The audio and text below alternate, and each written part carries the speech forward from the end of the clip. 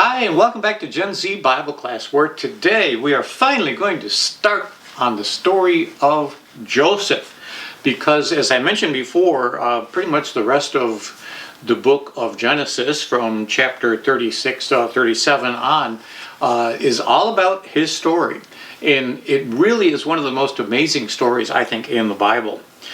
We have to do just one little thing, though, before we actually start, and that is to talk about chapter 36. And we're not going to really dig into that. And basically what it is a genealogy of Esau's descendants. Remember, Esau is Jacob's brother, and he was the one that had threatened to kill Jacob. And, we kind of got this story about him.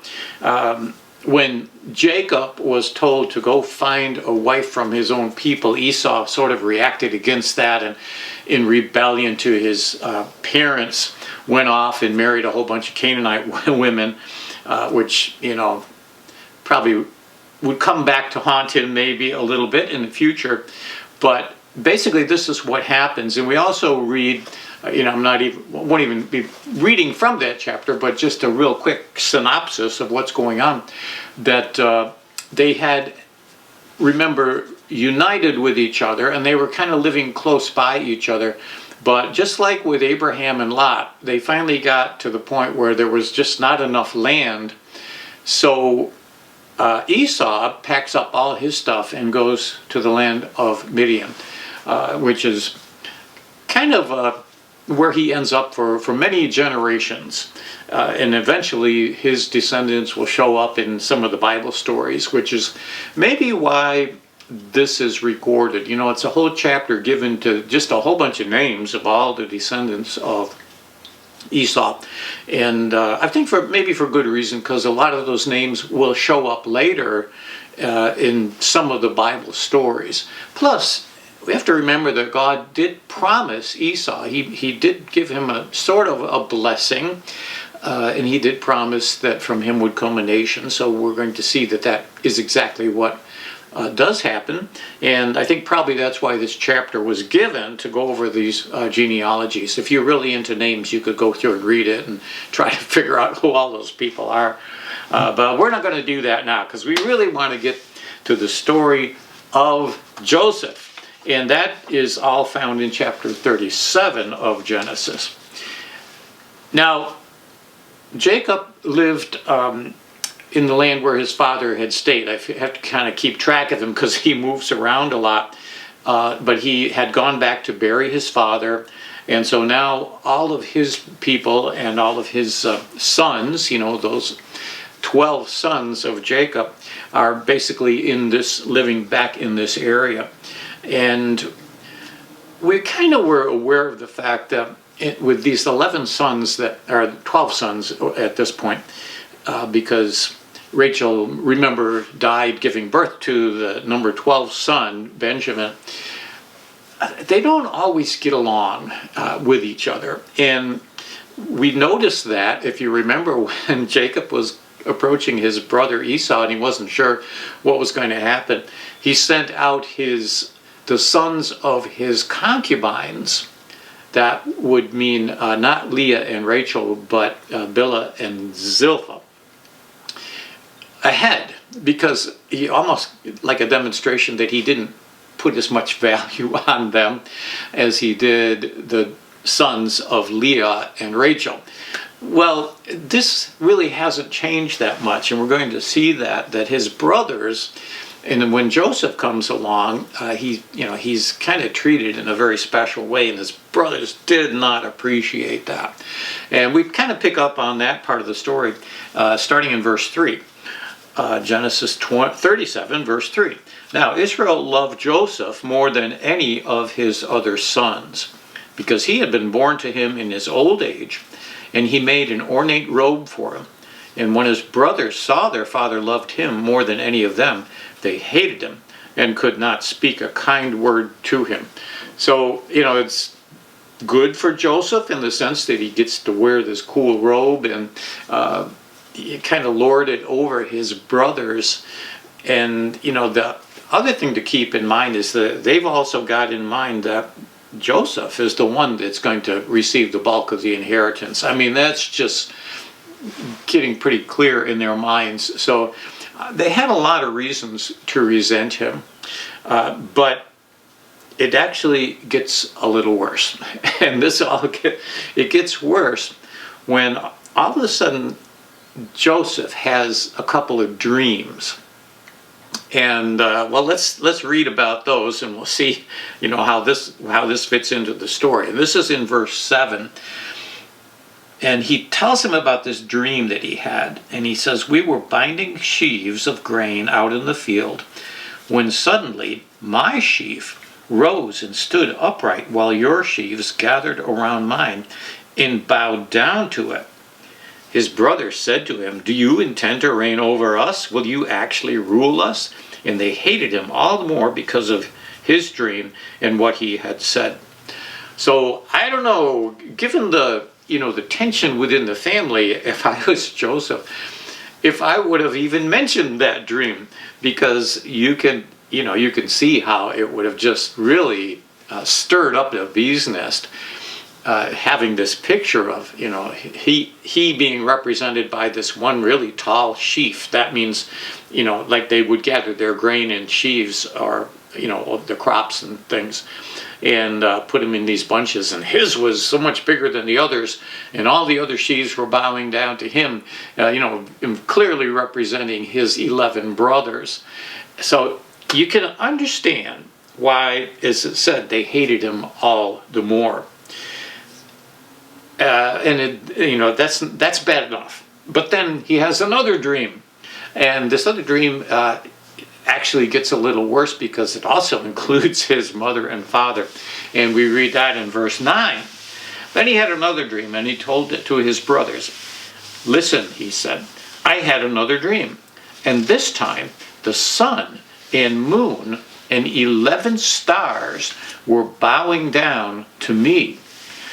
And when he told his father as well as his brothers, his father rebuked him and said, 'What is this dream you had? Will your mother and I and your brothers actually come and bow down to the ground before you?'"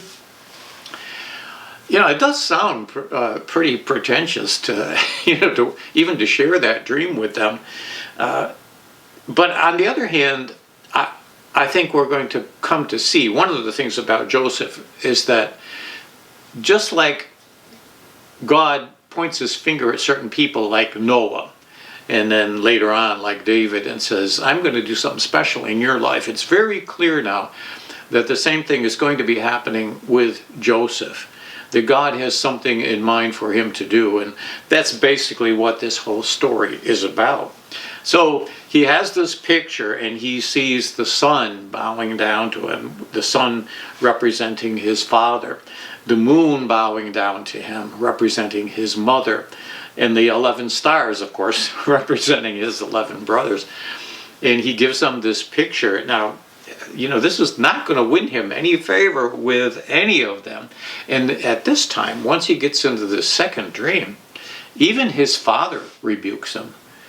His father, who loved him and who cherished him and had given him all this stuff, even he was kind of scratching his head and wondering what all these dreams are all about.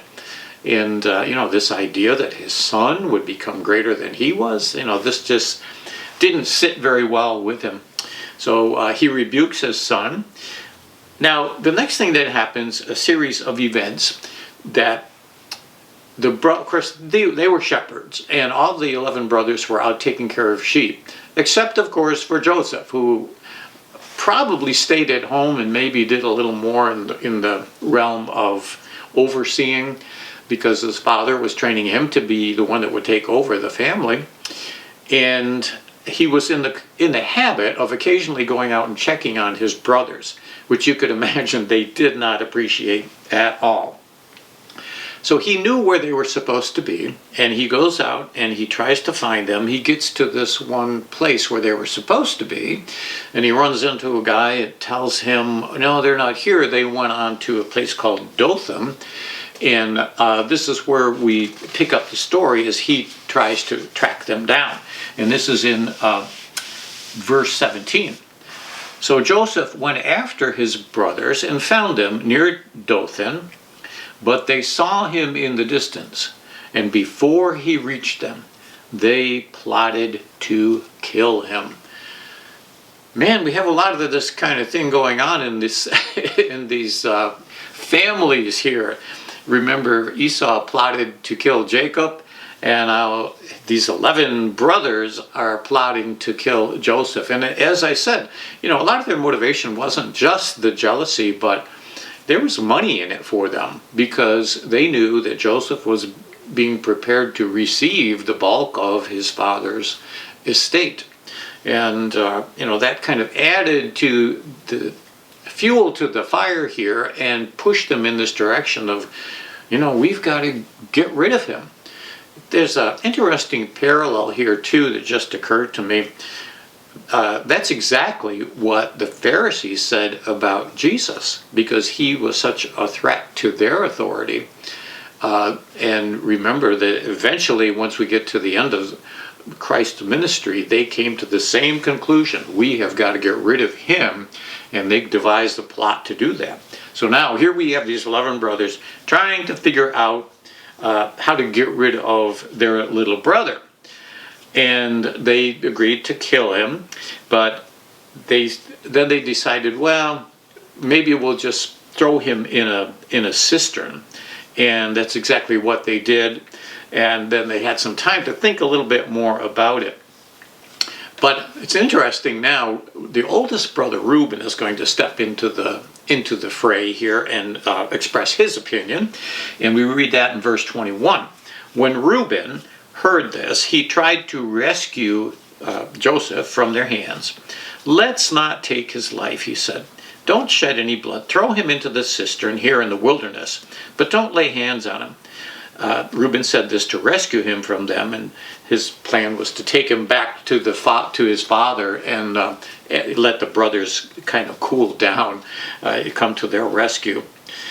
But so they ended up basically taking Joseph's fancy robe, which probably was, I guess that was kind of a logical thing for them to want to do. This was kind of a sign of their jealousy.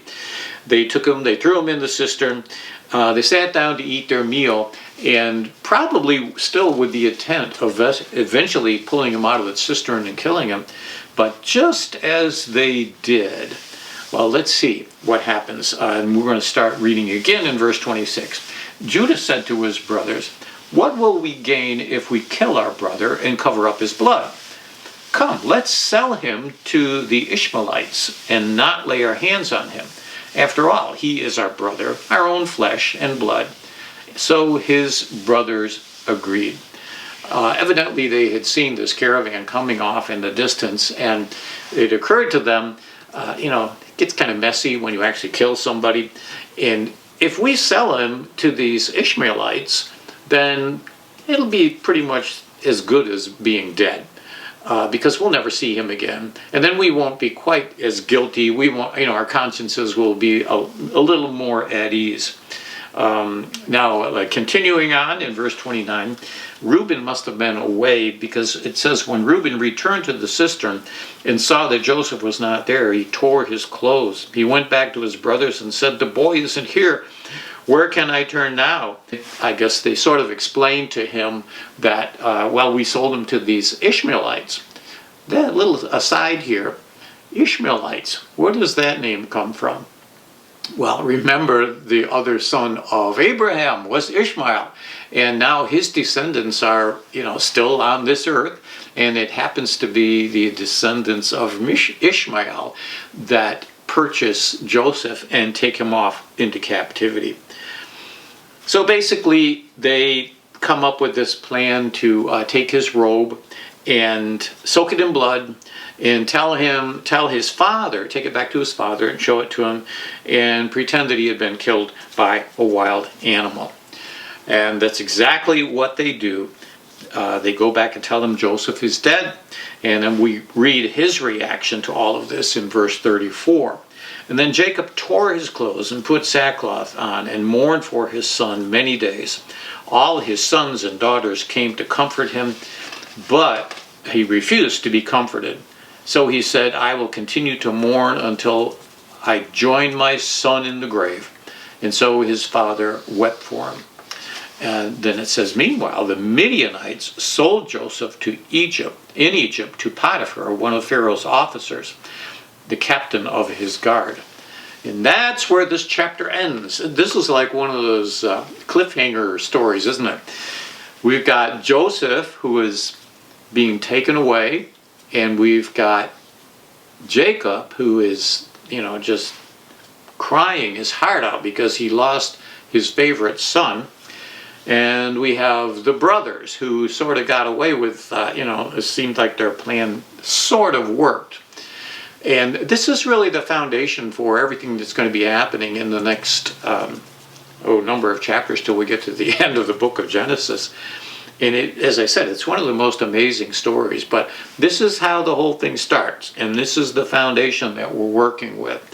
So basically, how do we conclude here? Where does it leave everyone? Well, first of all, Jacob is heartbroken, as we said.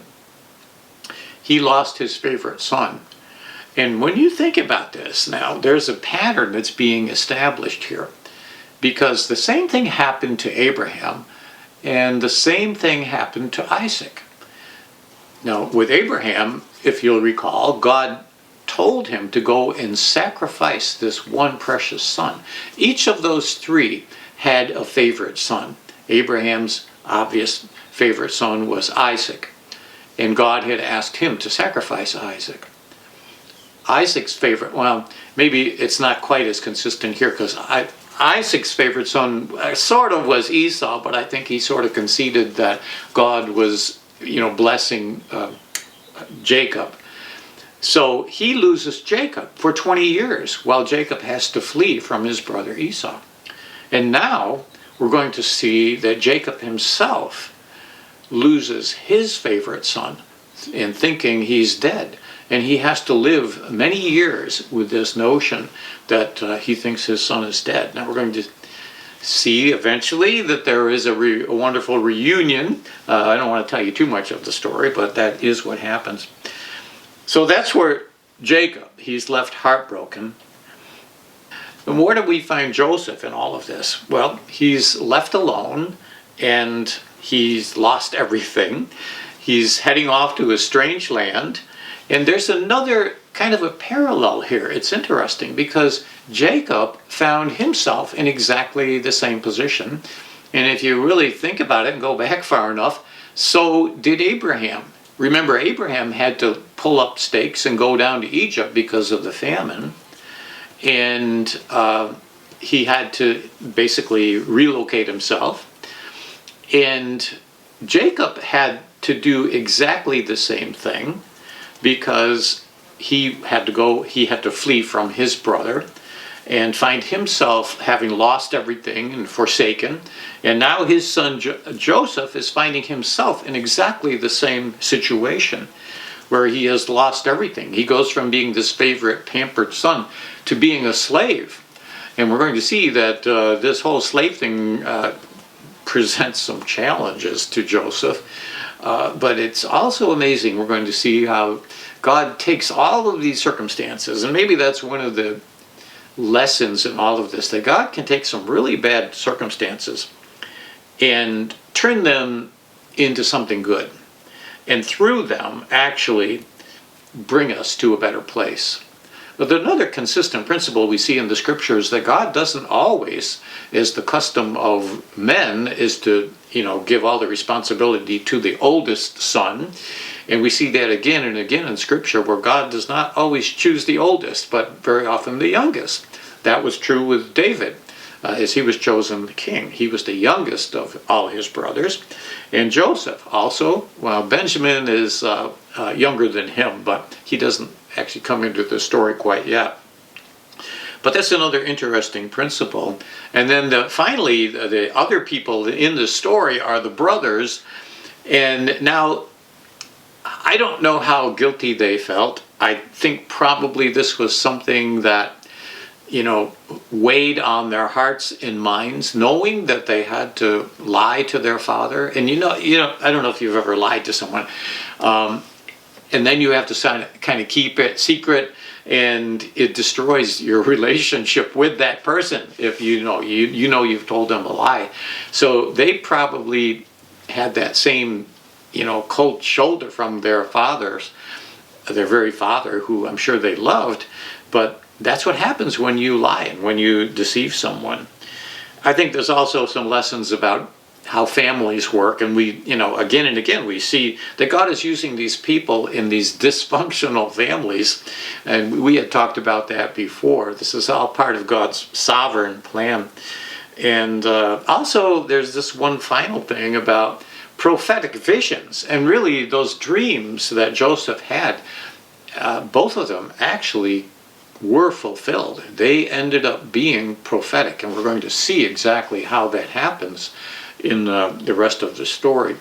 And very often, prophetic visions, when people speak on behalf of God, not always well received, because sometimes people just don't want to hear the truth. So there's all these principles that I think we're learning from just this very beginning of the story. And as I said before, this story is going to unravel and become one of the most interesting, exciting stories in the whole Bible. So I hope you'll be able to join us as we continue on once again in Gen Z Bible class.